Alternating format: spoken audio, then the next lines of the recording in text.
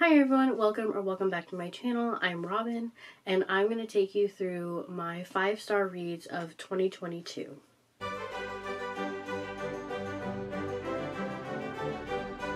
So I'm going to go in order from when I read them. There is one series in these books. I have 12 5-star reads from 2022, and I'm going to do the series together even though I read the sequel like 6 months later. So the first 5-star read that I had was A Marvellous Light by Freya Marske.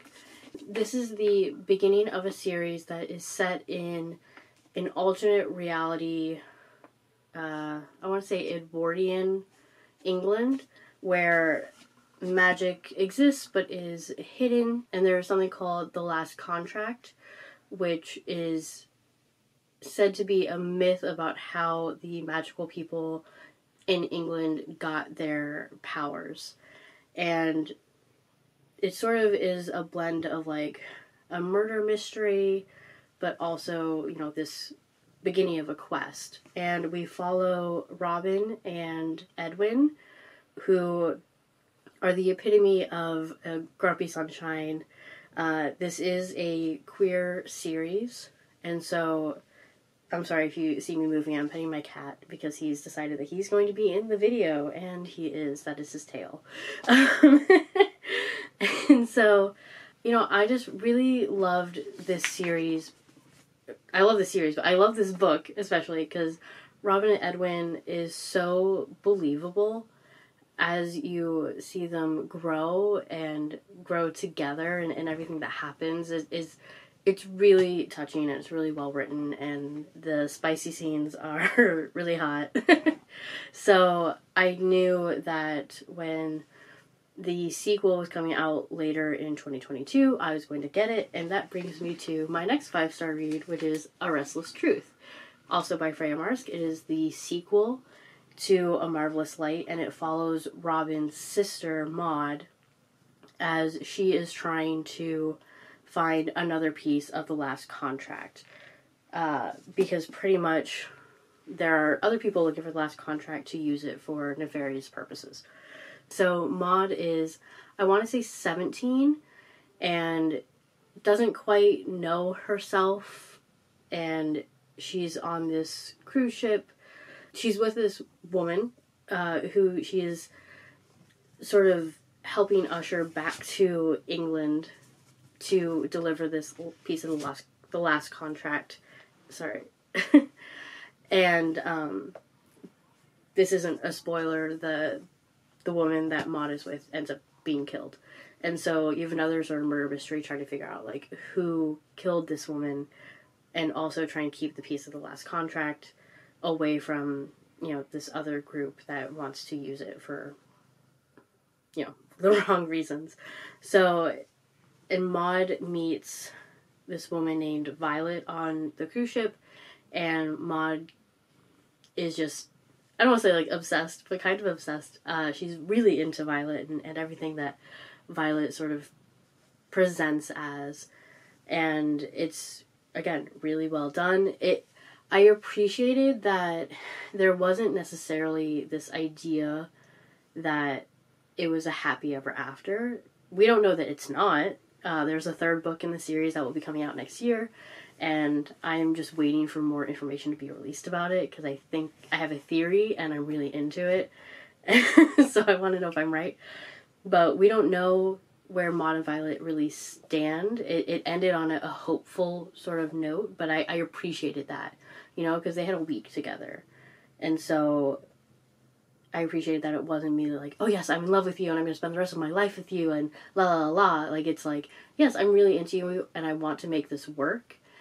And we've only known each other for a week, and we're going to continue seeing each other because of this conspiracy that's happening. So I'm really excited to see where that goes in the next book.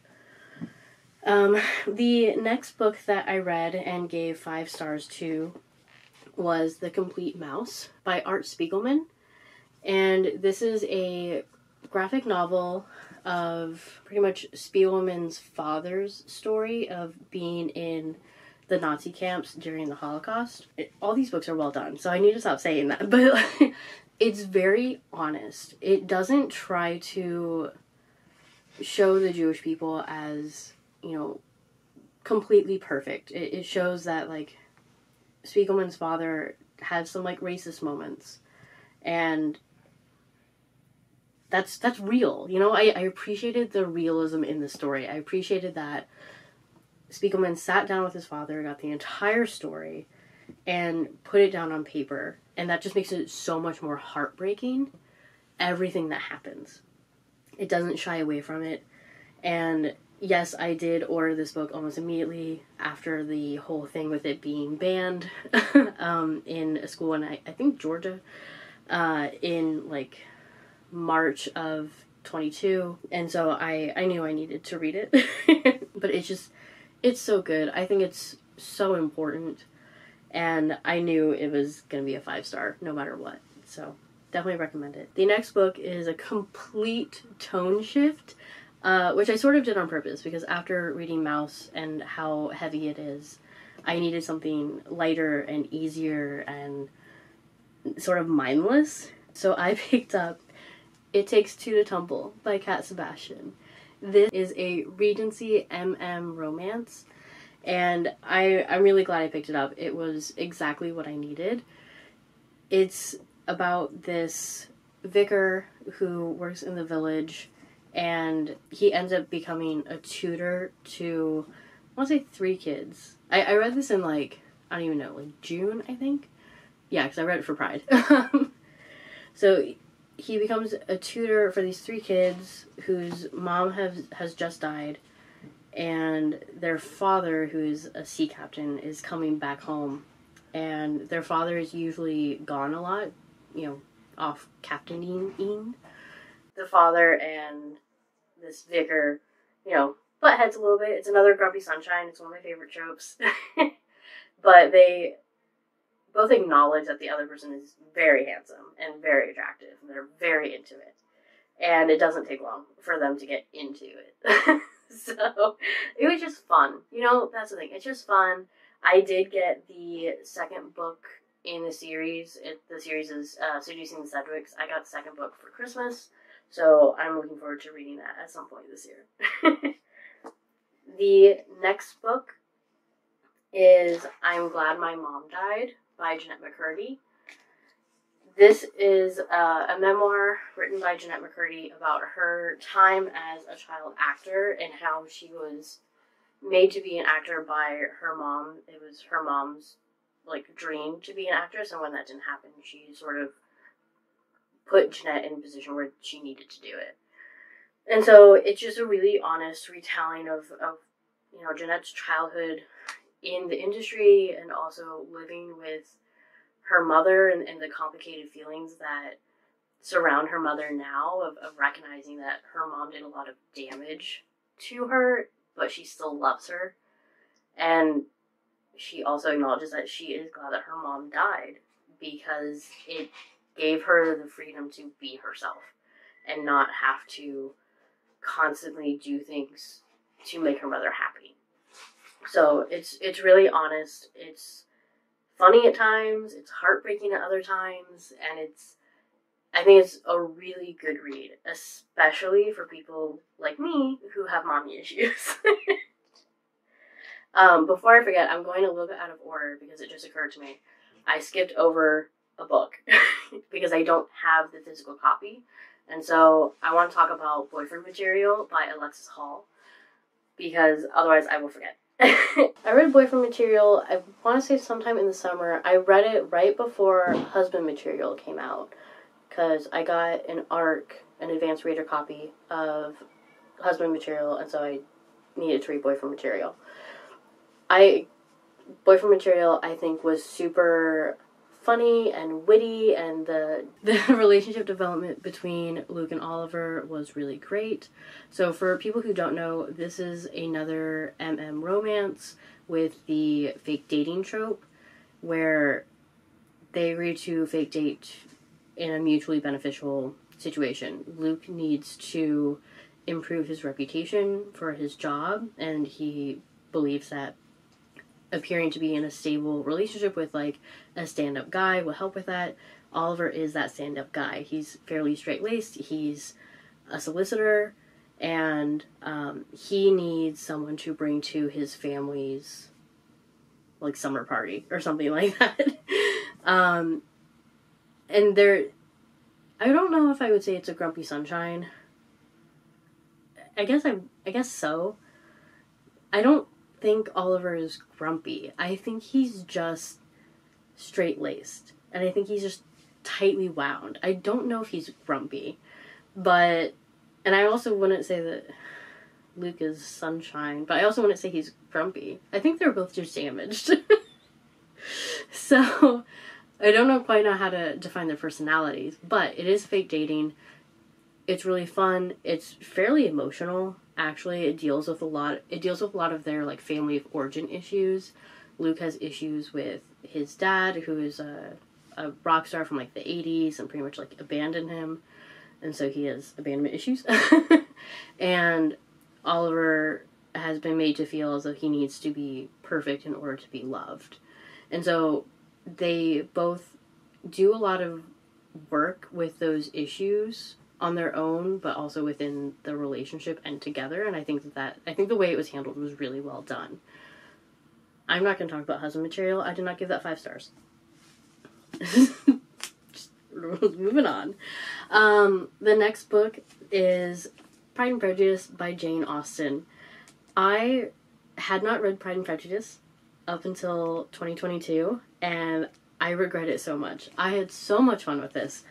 For those of you who don't know, Pride and Prejudice is about Lizzie Bennet, who is one of 5 daughters of the Bennet family, and pretty much they don't have money set aside for, like, a dowry or anything, and so they need to be able to marry well in order to have a good life.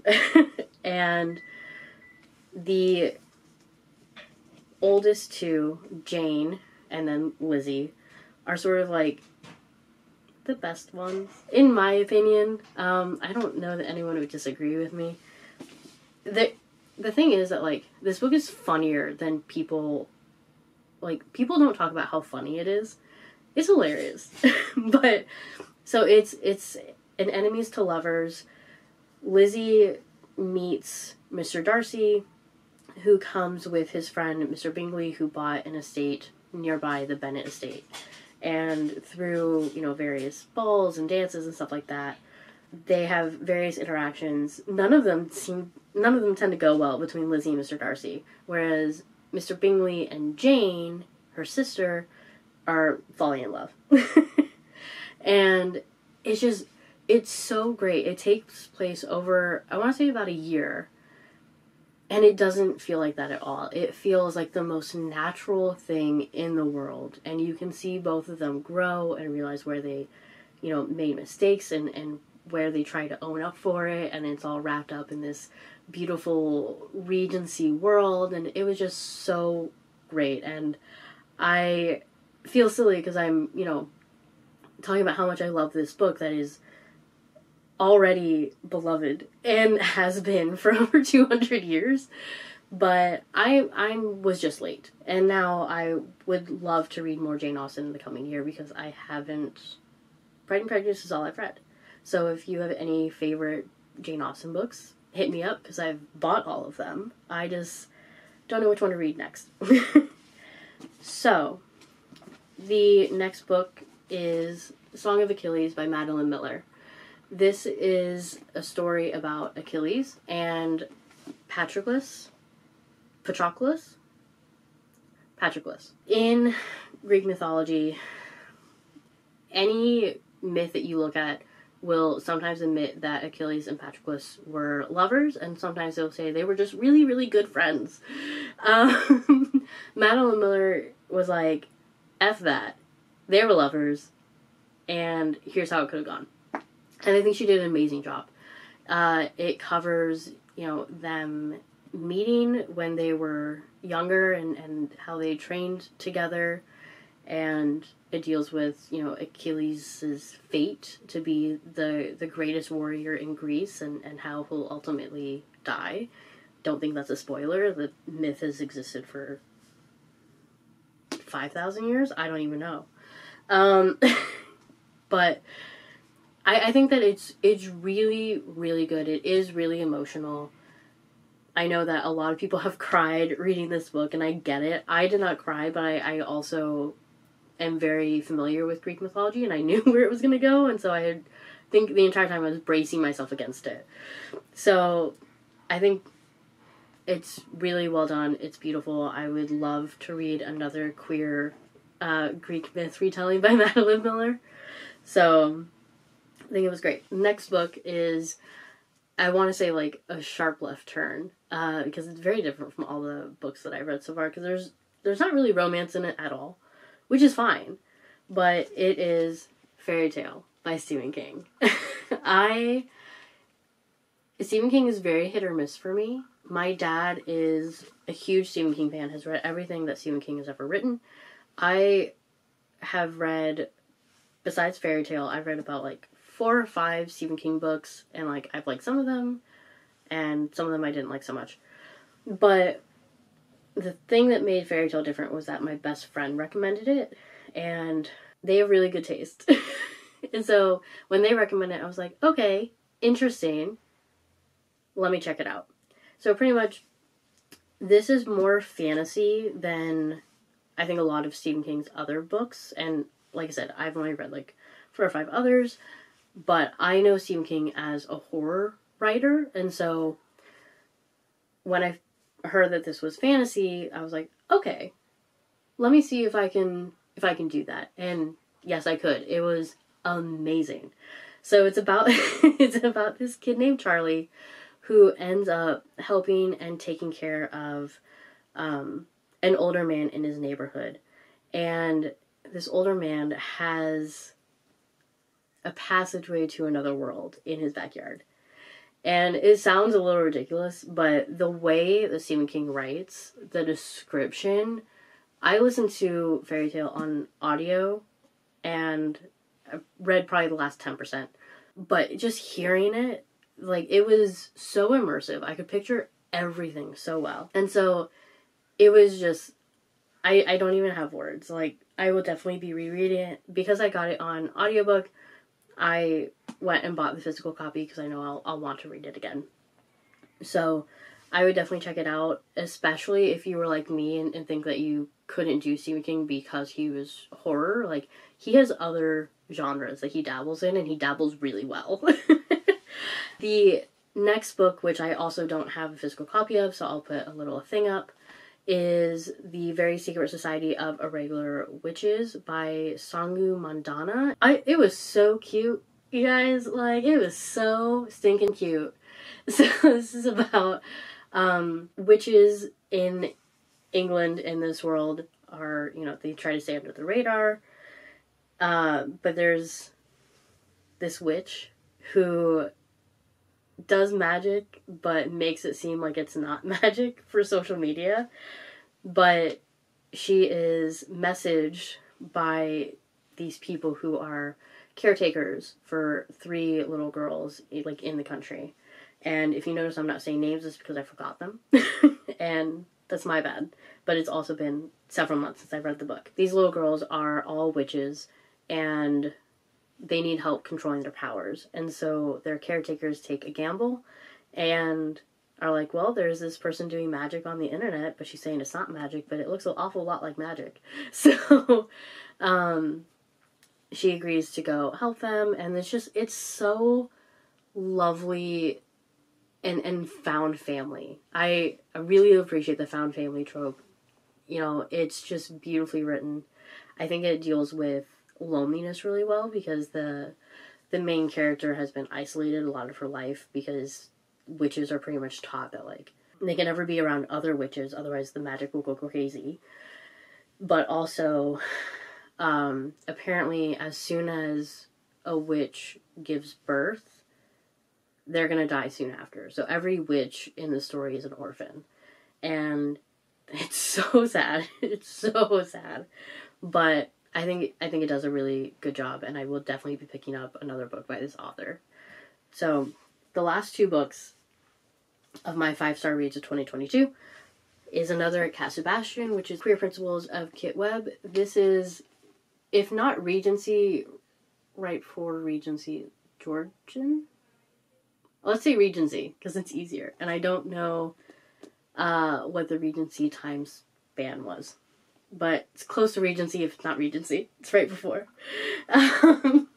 So I don't think it's Regency because it's 1751. So whatever that was. But anyway, this is historical fiction of an MM romance between Lord Percy and Kit Webb. Lord Percy is nobility, and pretty much he has to steal something in order to save his family, which is his stepmother and sister. Kit Webb is a retired highwayman, and so Lord Percy goes to him to originally have him steal for him, but Kit can't do that because he's been previously injured, so he has an injury that prevents him, and so he agrees to teach Lord Percy how to do it himself. And they just get a lot closer, and it's just, you know, it's great. And it is the epitome of Grumpy Sunshine. It's great. Can you tell that that's my favorite trope? Grumpy Sunshine and enemies to lovers is great. So definitely check that one out if you're into historical fiction. The last 5-star read of 2022 was Kiss Her Once For Me by Allison Cochrun. This is a contemporary romance between two women. Ellie has had a really bad year. She had met a woman named Jack the previous Christmas Eve, and they spent a whole day together, and Ellie pretty much ended up falling in love with her, and they had a night, and then there was a misunderstanding, and so they haven't spoken in a year, and in that year Ellie has also lost her dream job and is struggling with finances, and the coffee shop that she's working at, the landlord of the coffee shop pretty much offers her a solution in that they will get married so that he can have access to his inheritance, and she will get a portion of it for agreeing to fake marry him. Before they get fake married, they go to the landlord's like family cabin for Christmas, and who should be there but Jack, who is the landlord's sister. So this does a really great job of dealing with anxiety and betrayal and miscommunication, and there's also demisexual rep, which is really great, and Allison Cochrun, in my book, can do no wrong. She also wrote one of my favorite books from 2021, which was The Charm Offensive, and I am so ready for her to put out another book so that I can read it and gush about it as well. So, those are my 12 5-star reads from 2022. If you read any of these, please let me know and leave a comment and gush about them with me, because I always want to meet more bookish people online and just talk about books, because I don't get to do that a lot. So, like, comment, subscribe, and keep an eye out for another video. Bye!